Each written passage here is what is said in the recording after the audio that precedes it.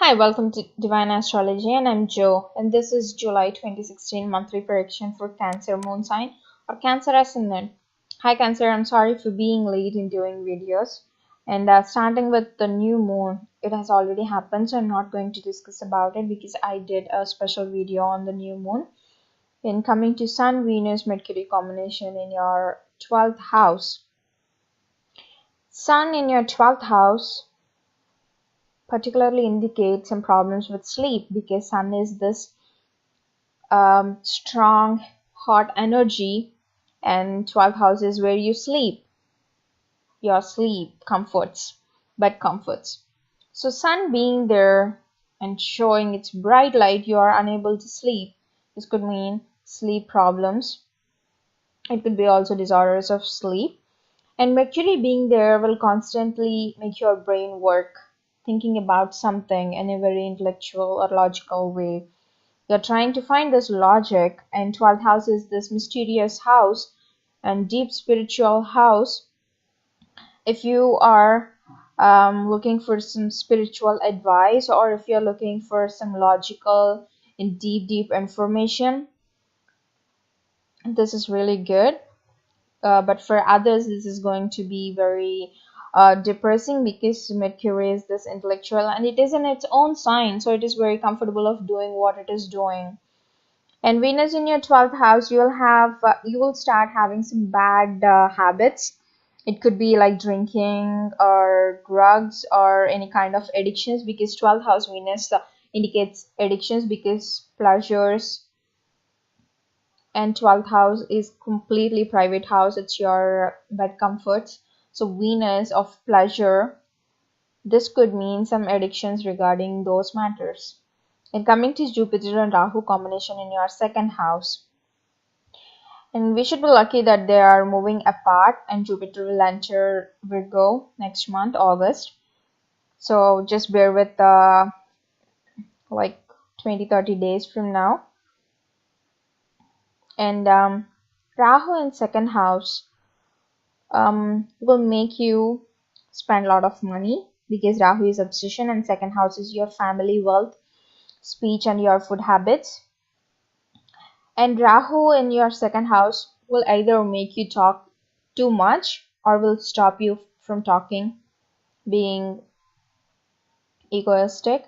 And Rahu in second house also means that you will eat a lot of food and you'll also have trouble because Rahu is this bodiless head which wants to taste everything that it didn't taste it ever before.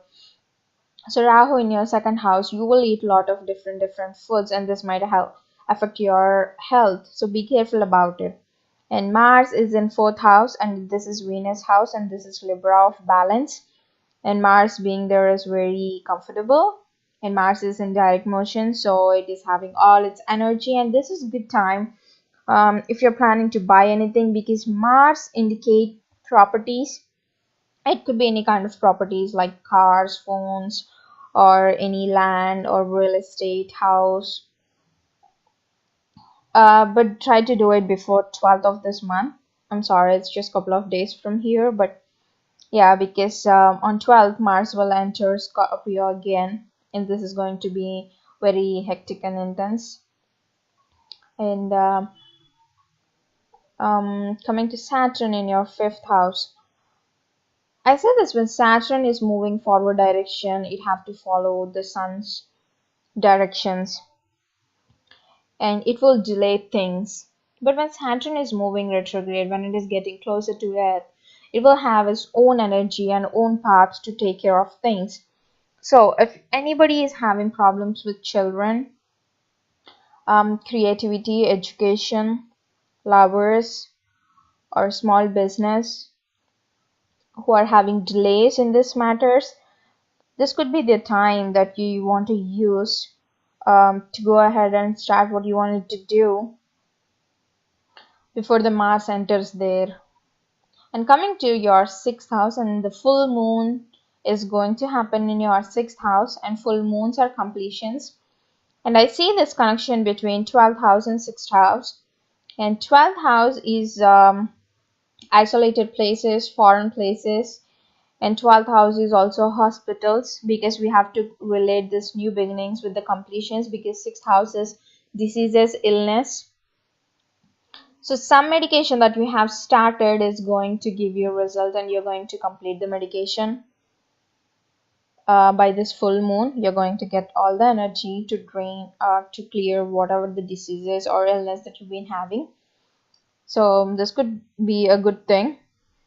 And coming to Ketu is in your 8th house. This is really good for spiritual people, and this is really good for people with who likes to indulge in secret matters like magic, tarot, meditation, tantras, all those black magic stuff.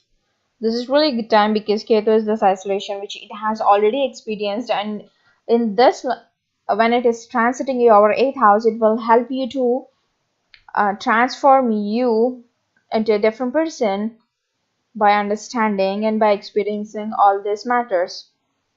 Ketu in 8th house is really good for people who wants to go ahead and do any kind of dark subjects, and it is also good for research. Anyone who is going to research on any kind of new drugs or any kind of new magic tricks or spirit energies and stuff. Coming to next slide. On 8th, Venus moves into Cancer. I'm sorry, it has already moved because today is 10th. And Venus in your first house will make you try to look very beautiful. You want to do things that you to yourself for your physical appearance, to make you look in a better person. Basically, like to look beautiful. And on 11th, Mercury enters, and Mercury is this intellectual mind that you have good time to talk in a very logical and intellectual manner. And finally, on 16th, Sun will move into Cancer. And whenever Sun comes into your first house, excuse me, this means that Sun is going to drain all your energy. And I see a lot of people's chart that when Sun is transiting through their first house, that they are going to displace from the place they are in right now. This could mean that you moving to a new location, or you moving out of the place that you are in right now for just a couple of days or so. Because Sun is this complete hot energy that you cannot withstand. And first house is your physical self and the place you are in right now. So when Sun comes into your first house, you feel like so much drained and you need a break. So you will have a new location, or you'll move into a new house, or you will go for a short trip or something related to that. And Sun in your first house also aspects your 7th house, which means you have this ego to present yourself to people. This could also mean that when Sun is transiting through your first house, you will reveal yourself, your inner self to other people, because you will be so impatient and unkind to people, and you just want to show your egoistic side when Sun is transiting through your first house, because you feel like your physical appearance has something to do with the people around you. You feel that they have to talk about you, and this will make other people to judge you. So just don't show your ego, and try to use this energy to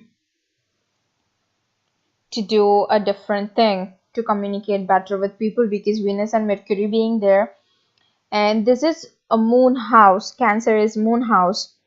So feel the emotional connection between people rather than just being very ignorant and unkind to people. And Venus in your first house also aspects your 7th house, which means you are attracting people. Venus is this pleasure, love, and this purest form of energy.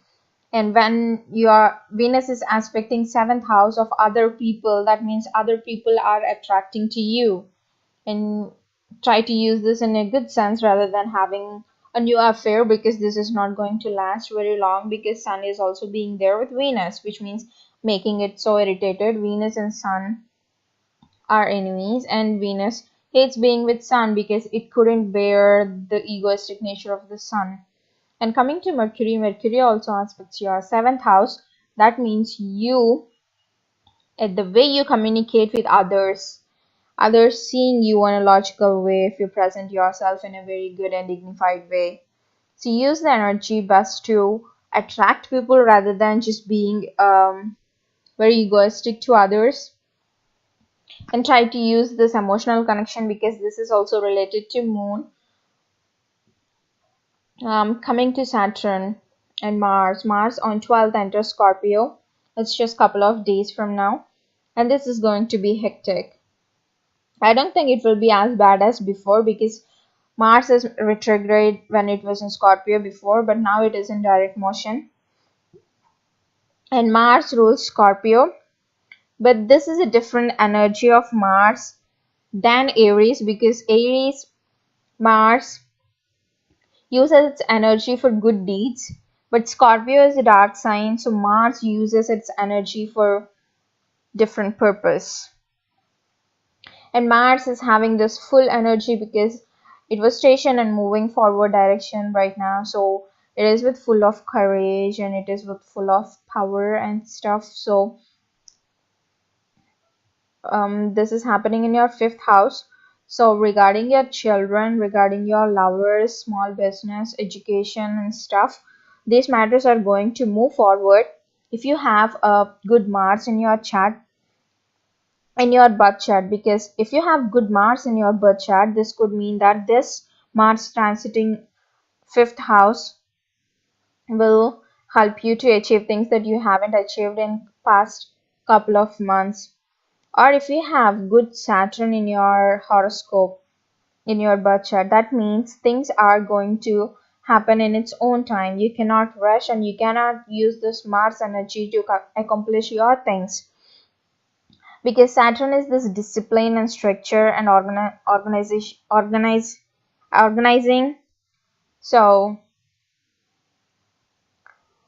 and on 15th, Moon will enter Scorpio, and Moon is this purest form of love, emotions, and Mars is very furious, malefic planet with no emotions, because Mars is this complete dry planet. It don't have any emotional connection. And Saturn is this structure, and Moon is going to go into Scorpio, where Moon can be comfortable but not with Mars in Scorpio, or Saturn in Scorpio, because it is going to be in between two malefic planets and being two, and it will feel so depressed and so irritated, and this is going to be so emotional. You having an emotional breakthrough regarding your children or lovers or education, all the matters related to your fifth house.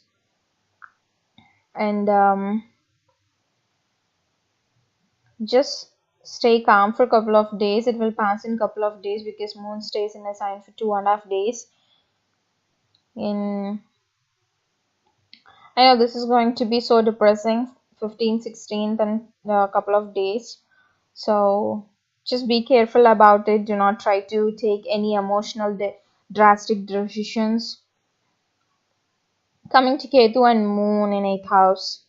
As I said before, the Ketu will give a special energy for people who are having this um, different energies than the normal people, and Moon will make it intense, because Ketu is this isolation and Moon is mine.